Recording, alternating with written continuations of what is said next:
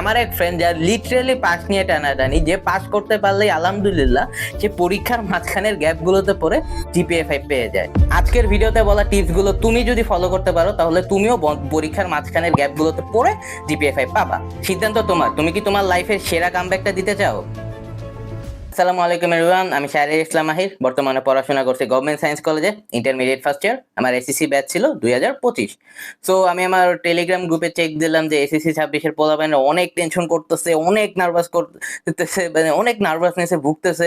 SSC 26-এর একজন আমার লাইভে থাকে, সেও আমাকে মেসেজ দিছে যে ভাই প্রচুর নার্ভাস লাগতেছে, কিন্তু আমি জানি সে খুবই ভালো একটা স্টুডেন্ট, 1250+ পাওয়ার যোগ্যতা আছে, তারপরে সে নার্ভাসনেসে ভুগতেছে। সো ওই দিক দিয়ে ভাবলাম এই ভিডিওটা বানাই নেই, যে আমি লাস্ট কয়েকদিনে কিভাবে পড়ছিলাম, কিভাবে আমি পরীক্ষার গ্যাপগুলোতে আমি আমার সিলেবাস কমপ্লিট দিছিলাম। ইয়েস, এর আগে সিলেবাস কোনো অধ্যায় আমার 100% কমপ্লিট ছিল না, এটা আমি গ্যারেন্টি দিয়ে বলতে পারি।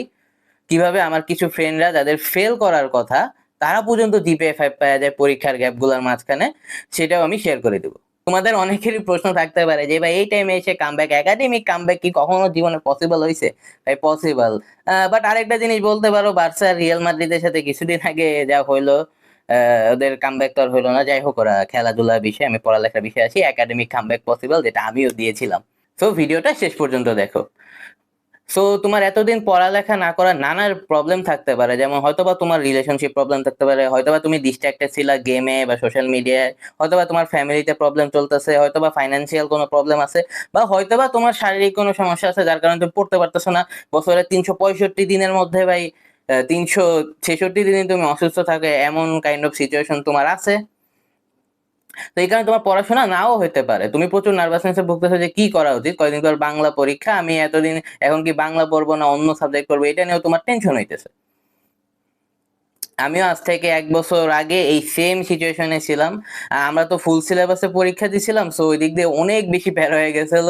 লাইক আমার অনেক চ্যাপ্টার বাকি, কোনো চ্যাপ্টার 100% কমপ্লিট হয় নাই। লাইক আমি পরীক্ষার দিনগুলোতে প্রচুর আতঙ্কে ছিলাম যে এই পার্ট থেকে কোয়েশ্চেন দিয়ে দিলে তো মারা খেয়ে যাবো ভাই পুরো বাজে ভাবে। তো এই দিক দিয়ে আমি প্রচুর টেনশনে ছিলাম। তোমরা জানো আমি এসিসির টাইমে লাস্টের দিকে আমি ইশতিয়াক সাকিব ভাইয়ের মেন্টরশিপে আন্ডারে ছিলাম। সেখান থেকে আমি সাকিব ভাইকে হোয়াটসঅ্যাপে একটা ভয়েস মেসেজ দেই যে ভাই আমার আর তো 7 দিনের মতো বাকি আছে, কি করব কিচ্ছু বুঝতেছি না ভাই, যে প্রচুর টেনশন লাগতেছে, কোনো চ্যাপ্টার 100% কমপ্লিট হয় নাই, এই এই পার্ট থেকে কোয়েশ্চেন করে দিলে তো আমার তো 13টা বাজে যাবে পরীক্ষার হলে গেলে। যে 5টা সৃজনশীল আদৌ লিখতে পারবো কিনা আমার সন্দেহ, 7টা সৃজনশীল আদৌ লিখতে পারবো কিনা আমার সন্দেহ, এইসব ভয়। আরো জানাইলাম যে ভাইয়া কি করবো এখন, মাথা পুরো আউলাই গেছে যে এত বড় সিলেবাস কিভাবে কি করব। তারপর তিনি আমাকে একটা ভয়েস মেসেজ দিলেন, ভালোই বড় ছিল, মেবি 2-3 মিনিটের মতো ছিল, অতটা আমার খেয়াল নেই। সেই ভয়েস মেসেজে উনি শুরুতেই বললেন যে তোমার এখন দুইটা জিনিস হইতে পারবে, সেটা হলো হয়তোবা তুমি রিগ্রেট করবা যে ভাই এতদিন ডিস্ট্রাক্টেড ছিলাম, এতদিন কিছু পড়ি নাই, হ্যান ত্যান, মানে পড়ালেখার বাইরে ছিলাম, এটা নিয়ে আফসোস হইতে পারো তোমার প্রচুর, ওই আফসোসের কারণে তুমি আর পড়তে পারবে না।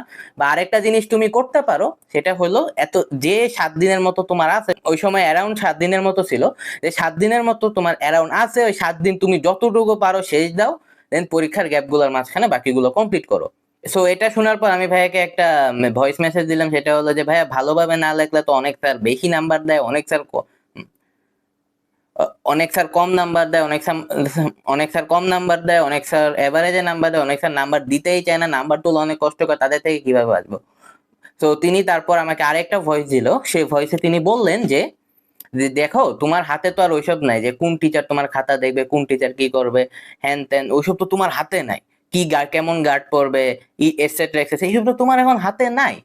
তো ওই দিক দিয়ে ওইসবের কথা মাথায় না রেখে তোমার হাতে যেটা আছে, মানে তোমার যে টাইমটা আছে, তোমার যে পড়ালেখা করে যে টাইমটা আছে, টাইমটাকে ইউটিলাইজ করো, ওইসবের কথা ভাইবো না। সো এটা শোনার পর আমি প্রচুর মোটিভেটেড হই, তারপর আমি পড়া শুরু করে দিই। তো সেই টাইমে উনার যে এসএসসি সাজেশনটা ছিল, উনার মেন্টরশিপের সাথে যেটা দেওয়া হয়েছিল যে সাজেশনটা, ওই সাজেশনটা আমি ফলো করতেছিলাম। সায়েন্সের সব সাবজেক্টের জন্য 50টা করে সিকিউ দিয়ে রাখছিল, লাইক ফিজিক্সের 50টা সিকিউ, হায়ার ম্যাথের 50টা সিকিউ, যে কেমিস্ট্রির 50টা সিকিউ, এভাবে 50টা করে সিকিউ দিয়ে রাখছিল উনি।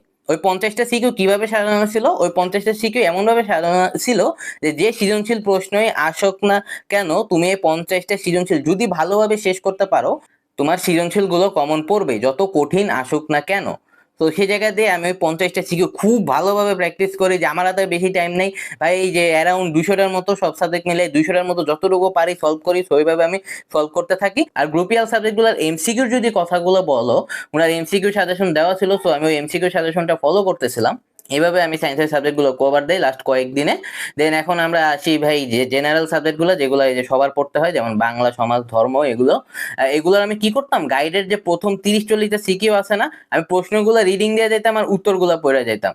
মানে এইভাবে আমার সৃজনশীল গুলো আয়ত্তে চলে আসে, আর আমি বুঝে যাই ভাই বইয়ের কোন পার্টটা ইম্পর্টেন্ট, কোন পার্টটা কয়েকবার করে রিডিং করবো, যাতে আমি সৃজনশীল লিখতে পারি, ভালো একটা নাম্বার তুলতে পারি সৃজনশীলটা লিখে। যে করা স্যার খাতা দেখলো যে বুঝে না, এই ছেলেটা পড়ে আসছে, লিখছে, কিছু জানে। আর এই সাবজেক্টের এমসিকিউর জন্য আমি কি করছিলাম, মূলত এতদিন কয়েকটা বোর্ড, আমি শুরুর কয়েকটা বোর্ডের কোয়েশ্চেন সলভ করছিলাম, ওইগুলোতে যেগুলো ভুল করছিলাম আমি দাগায় রাখছিলাম ভুলগুলো, ওই দাগানো ভুলগুলো রিভাইজ করছিলাম, আর টেস্ট পেপারে যে সাজেশন পার্টটা আছে ওই সাজেশন পার্টটা আমি পড়ে গেছিলাম, কারণ আমার তো অত এমসিকিউ পড়া তখন আর টাইম ছিল না। তো এইভাবে পড়ে গেছিলাম। দেন আমি পরীক্ষার মাঝখানের গ্যাপগুলোতে, সাকিব ভাই আমাদের 1টার দিকে তো আমাদের পরীক্ষাটা শেষ হয়, তো দেন আমি পাশে আমার আজিমপুর গার্লস কলেজে আমার সিটটা পড়ে পাশেই মসজিদ ছিল, তো নামাজ পড়ে আস্তে আস্তে অ্যারাউন্ড 1:50-এর মতো বেজে যেত, উনি 2টার দিকে একটা জুম মিটিং নিত। জুম মিটিং এ উনি রিভিশন স্ট্র্যাটেজি দিয়ে দিত, যে কোন দিন কোনটা পড়বা, কোন চ্যাপ্টার আগে পড়বা, কোনটা আগে ধরবা, এভাবে উনি জানাই দিত সব। তো ওইগুলোতে আমি অ্যাটেন্ড করতাম, আর ওই অনুযায়ী আমি রিভিশন স্ট্র্যাটেজি গুলো সাজিয়ে ওইভাবে আমি নিজের মতো পড়তে থাকতাম পরীক্ষার আগের দিন গ্যাপগুলোতে, আর ওইভাবে আমি সিলেবাসটা কমপ্লিট করি। পরীক্ষার আগের দিন গ্যাপগুলোর মাঝখানে মানে যে চ্যাপ্টার গুলো ইম্পর্টেন্ট ওগুলো আমি 100% কমপ্লিট করতে পারি, এভাবে আমি পরীক্ষার হলে যাই ও পরীক্ষার হলে গিয়ে ভালো একটা রেজাল্ট অ্যাসিওর করতে পারি আমি। সো এই দিক দিয়ে আমার একজন মেন্টর ছিল, দেখে লাস্ট মোমেন্টে আমার খুব উপকার হয়, ভালোভাবে পড়তে পারি ও ভালোভাবে জিপিএ 5টা অ্যাসিওর করতে পারি। এই দিক দিয়ে আমি লাকি হয়ে যাই, কারণ আমি উনার এসএসসি মেন্টরশিপের, যেটা এখন তিন তাণ্ডবের লাস্ট মেম্বার ছিলাম আমি উনার। সো ওই দিক দিয়ে আমার খুব হেল্পফুল হয় এটা, যে একদম লাস্ট মোমেন্টে আমি ঢুকি এবং প্রচুর হেল্প হয়ে যায় আমার, আর আমার বোর্ডের রেজাল্টটা মানে লাইফ এক প্রকার চেঞ্জ হয়ে যায় ওই জায়গা দিয়ে। তো আমি তোমাদের বয়স পার করে আসছি ও প্রত্যেকদিন লাইভে আসি, সো প্রত্যেকদিন লাইভ চ্যাট আমার দেখা হয়। আমি যা বুঝতে পারতেছি, তোমরা এই মুহূর্তে গাইডেন্সের অভাবে প্রচুর ভুগতেছো, লাইক আনবিলিভেবল লেভেলে। আমিও তো তোমাদের এই পজিশনটাতে এক টাইমে ছিলাম, বাট আমি একজন মেন্টর পেয়েছিলাম দেখে আমি এই পজিশন থেকে উপরে যাইতে পারি, মানে কামব্যাক দিতে পারি। তো এই দিক দিয়ে আমার প্রচুর হেল্প হয়ে গেছিল। আমিও তোমার সাজেস্ট করবো একজন গাইড রাখতে, যে তোমাকে অনেক সাহায্য করবে এই টাইমে এসে। মানে সবার তো আর বাসায় টিচার রাখার সামর্থ্য নেই, আর একজন টিচার তোমার ওইভাবে বুঝতেও পারবে না, কারণ অত এক্সপিরিয়েন্স তার নাও থাকতে পারে, আর এখন টিচার খোঁজাতে একটা প্যারা।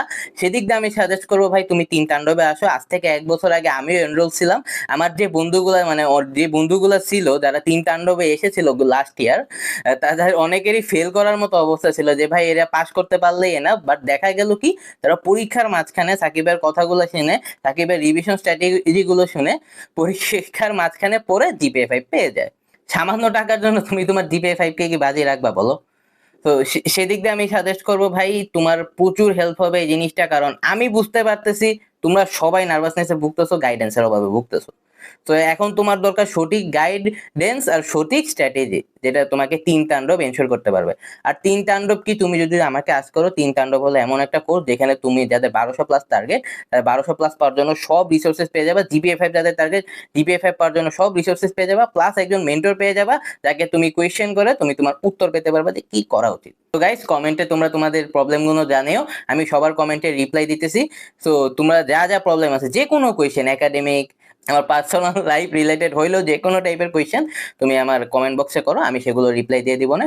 আর আমি আমার হোয়াটসঅ্যাপ আর টেলিগ্রাম চ্যানেলে কোন কোন চ্যাপ্টারগুলো হাইলি ইম্পর্টেন্ট, কোন কোন সাবজেক্টগুলোর, সেগুলো আমি আমার হোয়াটসঅ্যাপ আর টেলিগ্রাম চ্যানেলে দিয়ে দেবো না। So link will be in the description and pin comment, join হয়ে যাও।